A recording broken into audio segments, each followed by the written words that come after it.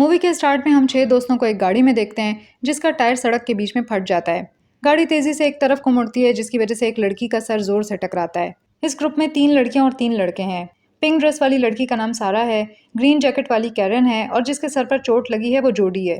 लड़कों में एक लड़के ने ब्लू शर्ट पहनी है जिसका नाम जेफ है, ग्रे शर्ट वाले लड़के का नाम टॉड है और उनका एक दोस्त व्हाइट शर्ट में है जो एरिक है। ये सभी दोस्त जोडी की बहन की बर्थडे पार्टी में जा रहे हैं जो एक दूर दराज के शहर में होगी, जो इतना दूर है कि इस रास्ते पर 1 महीने में गुजरने वाली गाड़ियों को आराम से गिना जा सकता है। पहले सब कुछ ठीक चल रहा होता है और टॉड जो कि गाड़ी का मालिक है कहता है कि वो टायर को एक स्पेयर टायर से चेंज करेगा। अब वो तीनों लड़के बारी बारी टायर चेंज करने में मदद करते हैं। इस सब के बावजूद सहरा अभी भी सेल्फी लेना चाहती है ताकि वो अपनी सोशल मीडिया पर पोस्ट कर सके, लेकिन जगह दूर होने की वजह से सही सिग्नल मिलना बहुत मुश्किल है। अब सिग्नल्स ढूंढते हुए कैरन 3 मीटर तक दूसरी साइड की तरफ चलती है और वहां उसे सिग्नल मिल जाता है। कुछ देर बाद जूडी और कैरन गाड़ी के साए में बैठ जाती हैं क्योंकि मौसम बहुत गर्म हो रहा है। दूसरी तरफ एरिक को बाथरूम जाना होता है और वो झाड़ियों की तरफ चला जाता है। टॉड सैरा के साथ बहुत बिजी होता है और जेफ को खुद ही टायर चेंज करने देता है। जेफ फौरन ही गाड़ी का टायर बदल देता है, लेकिन वहाँ हल्की सी चढ़ाई होने की वजह से उसे परेशानी होती है और टायर लुढ़कने लगता है। जब वो टायर उठाता है तो उसकी नज़र सड़क के बीच में एक गोली पर पड़ती है और वो हैरान हो जाता है। दूसरी तरफ उसके दोस्त बातों में मसरूफ होते हैं और एरिक झाड़ियों से फ्रेश होकर आता है और काफ़ी रिलैक्स महसूस करता है। बातें करते हुए टॉड की नज़र अपनी गाड़ी के लुढ़कते हुए टायर पर पड़ती है और वो उसके पीछे सड़क पर भागता है। उधर सैरा जेफ के बदले हुए टायर को चेक करने जाती है, लेकिन अचानक सैरा ये देखकर शॉक हो जाती है कि जेफ की बहुत बुरी तरह से मौत हो चुकी है। वो इतनी हैरान होती है कि एक लफ्ज़ भी नहीं कह पाती। उधर टॉड जो कि टायर लेकर आया है अभी तक इस बात से बिल्कुल अनजान है कि यहाँ कुछ गलत हो रहा है। बदकिस्मती से उसी वक्त सैरा को अचानक एक गोली लगती है।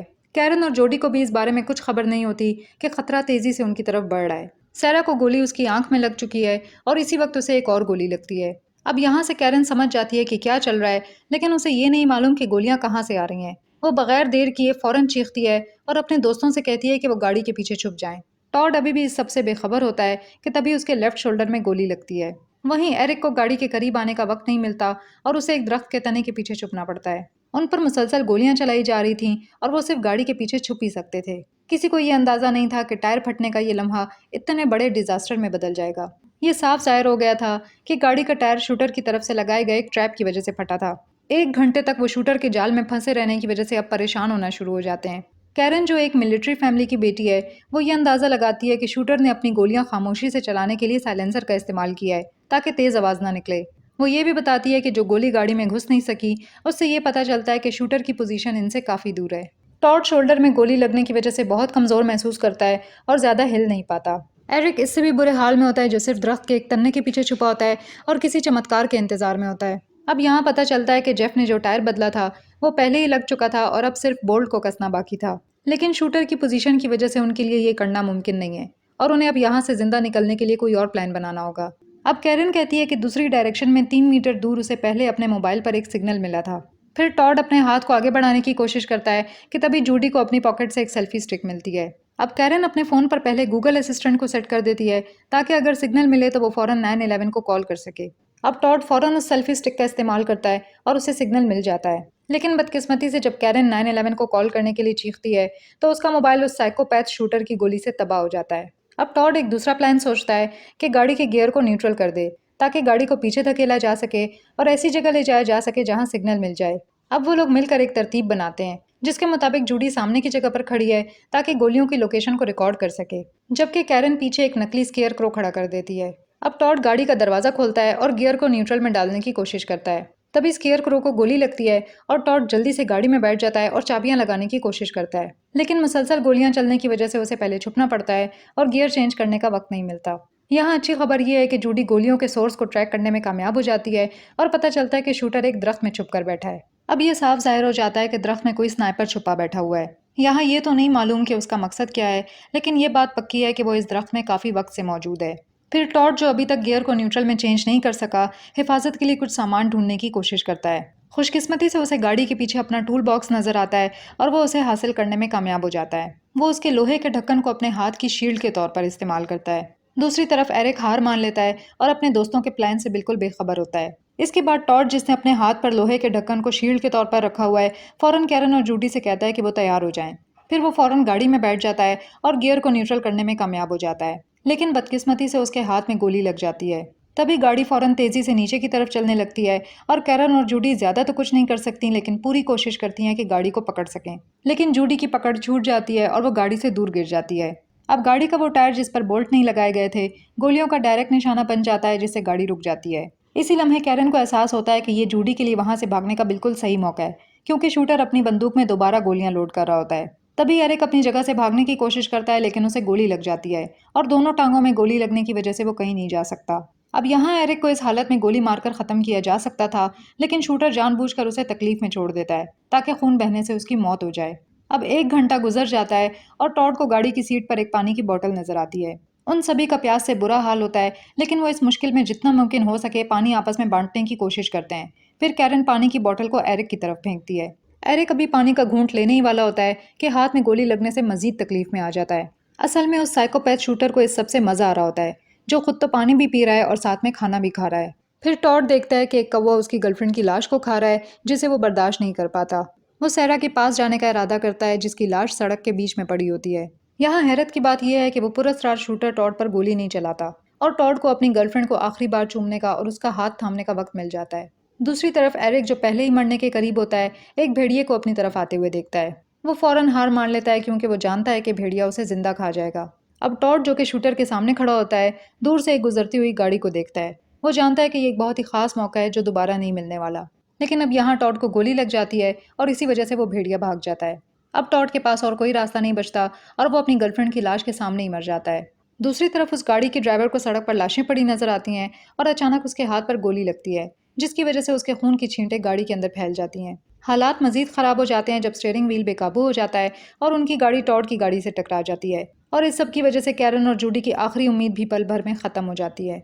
गाड़ी चलाने वाली औरत अब होश में आने लगती है, लेकिन कुछ ही देर बाद उसे शूटर की तरफ से कई गोलियां लगती हैं। यहाँ हम एक आदमी को भी देखते हैं जो अपनी बेटी को बचाने की कोशिश करता है। कैरन और जूडी चीखना शुरू कर देती हैं कि वो गाड़ी के पीछे छुपा रहे, और कैरन उसे कहती है कि वो 911 को कॉल करे, क्योंकि वो आदमी ऐसी जगह पर है जहां उन्हें पहले सिग्नल्स मिले थे। अब शूटर नहीं देख पाता कि वो आदमी कहाँ है, इसलिए वो गाड़ी के टैंक पर अंधाधुंध गोलियां चलाना शुरू कर देता है, यहाँ तक कि टैंक लीक होने लगता है। आखिर में गाड़ी ब्लास्ट हो जाती है, जिससे वो आदमी बच नहीं पाता और जलती हुई हालत में मर जाता है। उधर सड़क के पार उसकी बेटी अभी भी जिंदा है और जख्मों से भरी हुई है। जैसे ही वो उठती है, वो साइकोपैथ उसके सर पर गोली मारता है और आखिर वो मर जाती है। इन कुछ मिनटों में कैरन और जूडी को एक के बाद एक मौत देखनी पड़ती है, जिसकी वजह से उनकी हालत बेहतर होने की बजाय सिर्फ बदतर होती जाती है। वो समझ नहीं पा रही कि आखिर इस साइकोपैथ से कैसे बचा जाए। वो ये भी जानती हैं कि अब यहाँ से मजीद किसी गाड़ी का गुजरना बहुत मुश्किल है। कैरन एक प्लान बनाती है कि अब उन दोनों को रात में ही कुछ करना पड़ेगा, क्योंकि कैरन का मानना है कि रात के वक्त धुएं में शूटर के लिए निशाना लगाना ज्यादा मुश्किल होगा। जब रात होती है तो शूटर अब नाइट विजन का इस्तेमाल करते हुए उस जगह की निगरानी करता रहता है और एक लम्हा भी ज़ाया नहीं करता। फिर कैरन एक कटर लेती है और गाड़ी की कुछ सीटें फाड़ने का इरादा करती है। दूसरी तरफ जूडी एक पेट्रोल की बोतल, कुछ कपड़ों का एक बैग और एक ड्रिंक बॉक्स लेती है जो उसे पीछे के ट्रंक में मिला था। खुशकिस्मती से ड्रिंक बॉक्स में अभी भी 2 ड्रिंक्स बाकी हैं और वो फौरन उन्हें पी लेती है। इसके बाद जूडी बैग से टी शर्ट्स निकालती है और उन्हें इमरजेंसी मास्क के तौर पर इस्तेमाल करती है। अब बगैर देर किए जूडी फौरन गाड़ी की सीट पर पेट्रोल डाल देती है और कैरन लाइटर से एक अखबार को आग लगा देती है। आखिरकार गाड़ी में आग लगना शुरू हो जाती है और भारी धुआं निकलता है, लेकिन ये धुआं अभी भी उनके यहाँ से फरार होने के लिए काफ़ी नहीं है। धुआं आने पर शूटर ठीक से नहीं देख पाता और बेचैन होने लगता है। अचानक कैरन देखती है कि एक पुलिस की गाड़ी उनकी तरफ आ रही है, जिसका मतलब है कि उस आदमी की तरफ से पहले की गई 911 की कॉल कामयाबी से कनेक्ट और ट्रेस हो चुकी है। पुलिस के साथ 2 स्नाइपर भी हैं जो उस शूटर पर नजर रखने के लिए तैयार हैं। पुलिस जब वहां पहुंचती है तो उन्हें एहसास होता है कि इस जगह की सिचुएशन काफ़ी ख़राब है, इसलिए वो स्टेट पुलिस से मजीद मदद भेजने के लिए कहते हैं। तभी उनमें से एक पुलिस ऑफिसर को शूटर की गोली लग जाती है, जो बदकिस्मती से ड्राइवर की सीट पर होता है और बेखबरी में गाड़ी के पेडल पर पाँव रख देता है।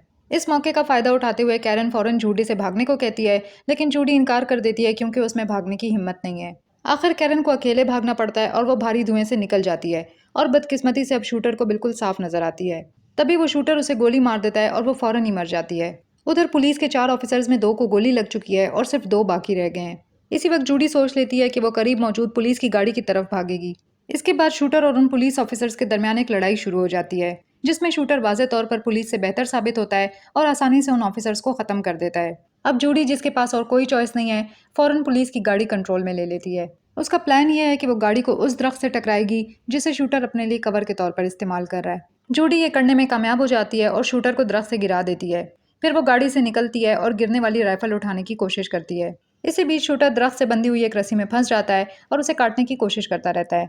और यहाँ उस शूटर का खौफनाक चेहरा देखा जा सकता है। वो अब कुछ नहीं कर सकता और पुलिस की गाड़ी के ऊपर खड़ा होता है और जोडी का इंतजार कर रहा होता है। यहाँ मूवी में ये नहीं बताया गया कि आखिर वो कौन है और उसका मकसद क्या है।